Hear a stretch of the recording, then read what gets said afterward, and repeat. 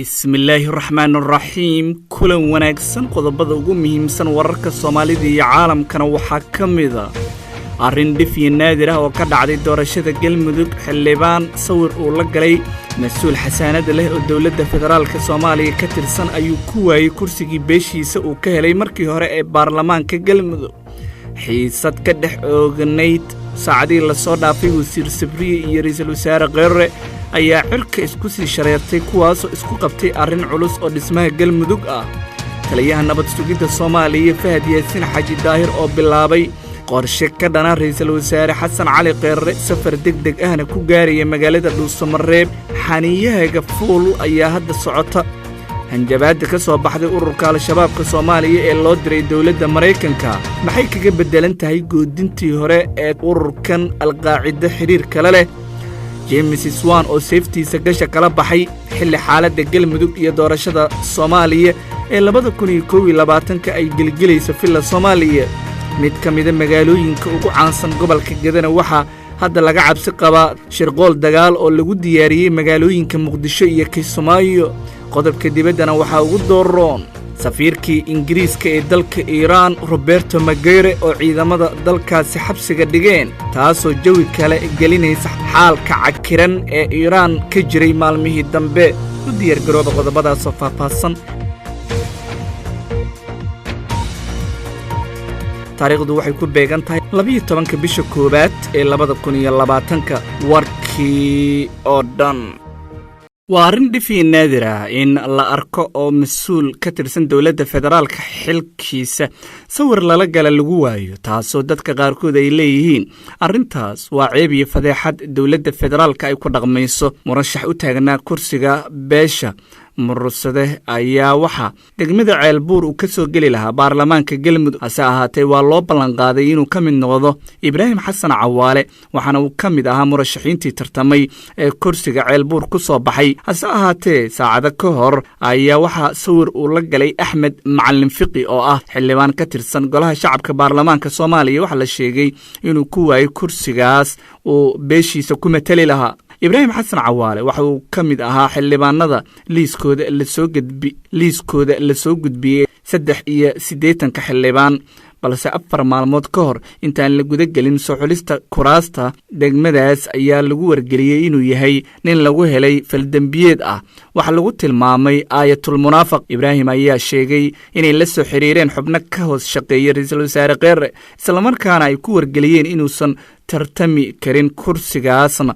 ay ka gacan bixisay beesha sababta Ibraahim looga hor istaagay inuu arrintaas guusha uu helay markii hore ayaana lagu micneeyay sawirka ay wada galeen xildhibaan Axmed Macallin Fiqi oo ka tirsan golaha shacabka mucaaradna ku ah xukuumadda warar ayaa sheegay in beesha ay ku kala jabtay arrintaas in la dhaqan geliyo murashaxa la hor istaagay xildhibaanka Ibraahim Xasan Cawaale ayaa sheegay in Fiqi uusan u lahayn aqoon gooni ah balse xilliga ay sawirkaas wada galeen uu kula kulmay hotel ku yaala magaalada Muqdisho oo lagu soo bandhigay buug uu qoray Cabdicasiis xildhibaan waxaana ugu dambeyntii xildhibaankaas Galmudug ka mid noqon lahaa loo diiday inuu baarlamaanka labaad ee maamulkaasi ka soo dhex muuqdo qaybaha hore ayaa daawanaysaan warbaahinta wararka maanta ururka al-shabaab hogaankooda ee Soomaaliya ka dagaalama waxay ku hanjabeen inay sii laba jibaarayaan weerarada ka dhanka ah dawladda Mareykanka kadib dhawaan weerarkii lagu qaaday saldhigga ciidamada ee Mandibay ee ku yaala gobolka xeebta Lamu iyo sanadkii la soo dhaafay weerarkii ay ku qaadeen xerada Belidogle ee Soomaaliya warbaahinta ururka al-shabaab afkeeda ku hadasha ayaana waxa lagu sheegay lagana sii daayay barnaamij laga hadlayay arrintan duulaanka Mareykanka uu ku yahay wadamada Islaamka al-shabaab ayaa sheegtay in weeraradooda ay yihiin kuwa ay uga jawaabayaan howlgallada Mareykanka uu ka wado wadamada Ciraaq iyo Afghanistan ilaa bariga Afrika kuwaas oo ay sheegtay in lagu dhibaateeyay inta badan dadka muslimiinta waa sida warkay u dhigeen waxaa sidoo kale shabaabku ay ku goodiyeen in hadda kadib ay beegsan doonaan ciidamada Mareykanka kuna weerari doonaan xarumahooda weerarkii ugu dambeeyay ee saldhigga Mandibay ee gobolka Lamu dalka Kenya waxaa ciidamada Mareykanka ka soo gaaray khasaare xoog leh oo isugu jira dhimasho iyo dhaawac inkastoo ay qariyeen baa lagu yiri warbixin ay shabaabku faafiyeen waxay sidoo kale ururkan al-qaacidada xiriirka la leh ay weeraro ku beegsadeen ciidamo Mareykan oo ku sugnaa deegaano ka tirsan Jubbaland oo qaraxyo ay ku beegsadeen sanadkii la soo dhaafay 2019 deegaanada Buula Gaduud iyo Buula Xaaji xilli howlgallo ay ciidamadaasi Mareykanka ku taageerayeen kuwa Jubbaland iyo xoogga dalka Soomaaliya qaybtooda ka howlgala deegaanada Jubbaland. Mareykanka ayaa ka mid ah dalalka la dagaalama Al-Shabaab waxaana duqeymo xoog leh ay ka fuliyeen koonfurta iyo bartamaha Soomaaliya meelaha saraakiisha shabaabku ay joogaan. waxaa isa soo tarayay wararka sheegaya in ra'iisul wasaaraha Soomaaliya Mudane Xasan Cali Kheyre iyo wasiirkiisa arrimaha gudaha Cabdi Maxamed Sabriye uu khilaaf ka dhex jiray maalmahan cirka isku sii shareeray. waxaa la isku hayana waa xildhibaanada badankood la shaaciyay jimcihii la soo dhaafay iyo hanaanka ay ku yimaadeen oo ay labada mas'uul ay isku khilaafeen. warar ay heshay shabakada wararka maanta ayaa sheegaya in wasiir Sabriye uu rajo ka qabay in laga qanciyo beelaha tabashada qaba iyadoo ay ka qayb qaadanayaan odayaasha iyo waliba xildhibaanada ku jira baarlamaanka Soomaaliya balse aysan taasi dhicin oo go'aan gaar ah in laga qaato cabashadooda ay dawladda soo jeedisay. wararka maanta waxay sidoo kale ogaatay dadkii ay cabashada muujinayeen in wasiirka uu isku dayay in la xalliyo balse amarka tun weyn ayaa yimid oo ra'iisul wasaaraha ayaa faray guddiga farsamada maamul u sameynta Galmudug inay dedejiyaan hanaanka xildhibaanada iyo soo xulitaankooda. mana cadda sida ay xaaladdu noqon doonto. tusaale ahaan beelaha Sacad, Saleebaan, Dir iyo kuwa kale ayaa wax tabasho xoog leh muujinayay inkastoo sida loo maray xulista baarlamaanka ee Galmudug wasiir Sabriye uusan ku qancin. xogta aan ogaanay ayaa sheegaysa in wasiirka arrimaha daaqiliga ee Soomaaliya Cabdi Maxamed Sabriye uusan ka warqabin ku dhawaaqista baarlamaanka balse uu ka howlanaa sidii xallin dhowr beelood cabashadooda uu u sameyn lahaa. xaaladda Galmudug ayaa u muuqata inay dhinac u sii dhacayso kadib rafaad dheer oo soo jiitamayay muddo sanad ku dhow. dad badan ayaana go'aankan u arka qalad halka qaarkoodna ay u arkaan mid laga fursan kari waayey. Axmed Ducaale Geelle Xaaf ayaa dhankiisa waxa uu garuun la taagan yahay Galmudugta la dhisayo sidii uu u burburin lahaa iyadoo wasiir Sabriye ay u badan tahay khilaafkan haddii uu sii socdo inuu xilkaba ku waayo sida wararka hoose ay sheegayaan. khilaafka u dhaxeeya Kheyre iyo waliba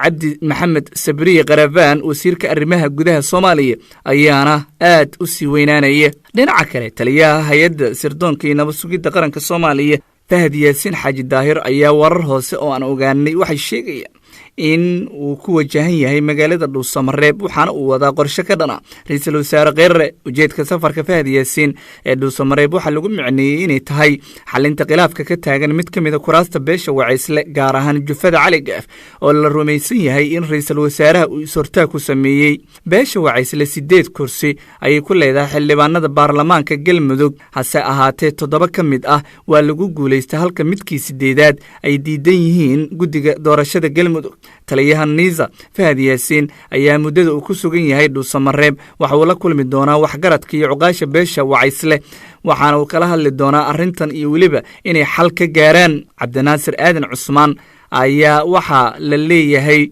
2 jeer waa laga diiday inuu ku matalo beesha Wacaysle Cali Gaaf xildhibaanada baarlamaanka Galmudug waxaana dhaqaale badan ku bixinaya is-hortaagaas ra'iisul wasaare Kheyre. qaar kamid ah waxgaradka beesha Wacaysle Jufada Cali Gaaf uu madaxweyne Xasan Sheekh Maxamuud ka soo jeedo ayaana waxa ay shalay gudbiyeen dacwad ay ka gudbinayaan ra'iisul wasaaraha oo ay Xasan Sheekh ka dalbadeen inuusan arrintan ka aamusin uuna ka hadlo. dhismaha Galmudug waxaa ragaadiyay khilaaf xoog leh oo ka dhashay qaabka loo qaybsaday xildhibaanada la soo xulay iyadoona saamiga beelaha wax ka baxsan ay heshay kooxda ahlu sunnada gobolada dhexe maamulkeeda soo haysay 10kii sano ee la soo dhaafay. 20 xubnood ayaana ay soo xuleen oo ay baarlamaanka Galmudug ku lahaadeen. weli waxaad daawanaysaan warbaahinta wararka maanta. maamul goboleedka Puntland ayaa ku dhawaaqay xilliga sida rasmiga loo toogan doono dhagarqabayaashii dilay ka horna kufsaday gabadhii yareed ee 12 jirka ahayd Caashi Ilyas Aadan. falkaas wuxuushnimada ah waxa uu ka dhacay bishii Febraayo sanadkii 2019 magaalada Gaalkacyo ee gobolka Mudug. 3 qof ee maxkamadeyntooda heerarka kala duwan soo martay ayaana la leeyahay ugu dambeyn waxa la xukumi doonaa oo ay xeer ilaalinta guud ee maxkamadda ku dhawaaqday in 11 bisha Febraayo 2020 waa bisha soo socota uu xukunkooda dhici doono waana bil kadib saacadda 8 subaxnimo goobta laga fulin doono waa fagaaro ku yaala magaalada Boosaaso oo dilkooda in saddexdaas qof lagu fuliyo la rajeynayo madaxweynaha Puntland Saciid Cabdullaahi Dani ayaa dhawaan mar wax laga weydiiyay sababaha loo fulin la yahay xukunka dilka ah ee saddexdaas eedeysane ee dilka in lagu rido ayuu sheegay intaas go'aan ay ka gaari doonaan maxkamadda Puntland taasoo ugu dambeyntii lagu dhawaaqay Cabdilfataax Cabdiraxmaan Warsame Cabdisalaan Cabdiraxmaan Warsame oo wada dhashay iyo waliba Cabdishakuur Maxamed Dige ayaana 12 bishii May sanadkii hore 2019 maxkamadda gobolka Nugaal ay ku riday xukun dila kadib markii ay xukun racfaana ka qaateen ayaana lagu celiyay iyadoo loo haysto in ay kufsadeen iyaguba ay qirteen sida la sheegay kufsiga iyo dilka ay isugu dareen gabadhaas aan qangaarin ee Caashiliya Saadan gabagabada ayaan isla soo gaarnay daawadayaal shabakada wararka maanta ayaana nagala socotaan magaalada Baardheere ee gobolka Gedo waxaa la soo sheegayaa in dhaqdhaqaaqyo iyo xiisad dagaal ay ka taagneed oo laba ciidan kala taabacsan dawladda iyo Jubbaland ay isku hayaan magaalada Muqdisho iyo magaalada Kismaayo ayaana laga kala abaabulay ciidamadan Khamiistii toddobaadkii la soo dhaafay oo 9 bisha ku beegneed magaalada Baardheere waxaa gaaray ciidamo aad u qalabaysan isla markaana uu hogaaminayay gudoomiye ku-xigeenka amniga iyo maamulka ee gobolka Gedo Cusmaan Nuur Xaaji iyo gudoomiyaasha degmooyinka oo in muddo ah ku sugnaa magaalada Muqdisho gudoomiyaha iyo waliba maamulada kale xubnaha matalay waxay kulan la qaateen dadka deegaanka waxaana ay sheegeen in aan laga maqli karin magaca Jubbaland wax sheegta deegaanka dhinaca kale magaalada waxaa gaaf wareegaya ciidamo ay kala hogaaminayaan gudoomiye ku-xigeenka labaad ee gobolka Gedo Maxamed Xuseen Alqaadi iyo gudoomiye ku-xigeenka koobaad ee gobolkaasi oo dhawaan la magacaabay Macallim Koofi gudoomiyaha degmada Baardheere ayaa isagana la safan oo ka amar qaata Axmed Madoobe waxaana ay wataan gaadiid dagaal iyo ciidan bulshada ku nool Baardheere ayaa waxa ay wararka maanta u sheegeen inay wajahayaan xaalad cabsi isla markaana dagaal laga abaabulay magaalooyinka Muqdisho iyo Kismaayo ay hadda ka baqanayaan in halkaasi uu ka dhaco ciidamo ka kala amar qaata dawladda dhexe ee Jubbaland ayaana waxay ku wada sugan yihiin magaalada Baardheere oo ka mid ah magaalooyinka qadiimiga ah ee Soomaaliya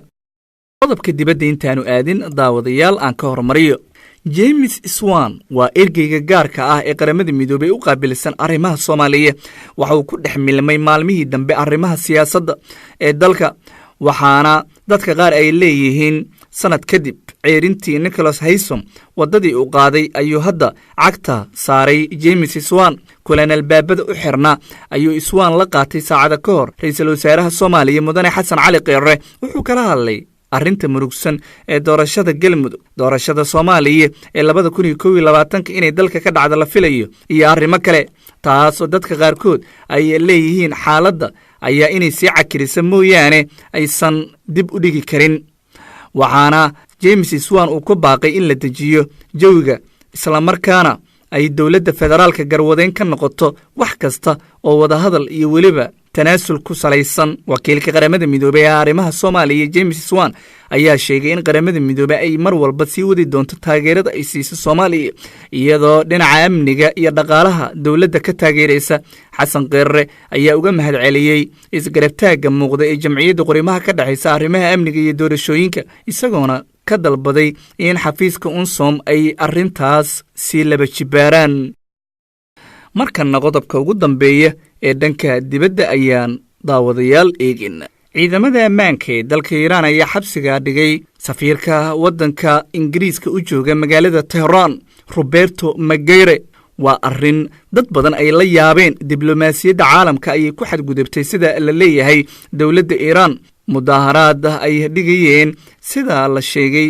dadweyne fara badan oo ka dhacay magaalada Tehran loogana soo horjeeday dawladda ayaana lagu qabtay safiirka ciidamada booliiska ayaana xabsiga dhigay danjiraha UK ee dalka Iiraan Roberto Maguire Dominic Raab oo ah xogayaha arrimaha dibadda ee dalka Ingiriiska ayaa xaqiijiyay in xabsiga loo taxaabay safiirka Iiraan u fadhiya magaalada Tehran ayna ku baaqayaan in la sii daayo si degdega wasaaradda arrimaha dibadda ee dalka Iiraan warbixin doornimadii maanta laga soo saaray waxa lagu xaqiijiyay in la xiray Roberto Maguire taasi oo dad badan ay rumaysan yihiin in reer galbeedka iyo dagaalka ay kula jirto iiraan uu cirka isku sii shareeri karo arrintaas ambaasadoorka UK ee iiraan lagu xihay awgeed.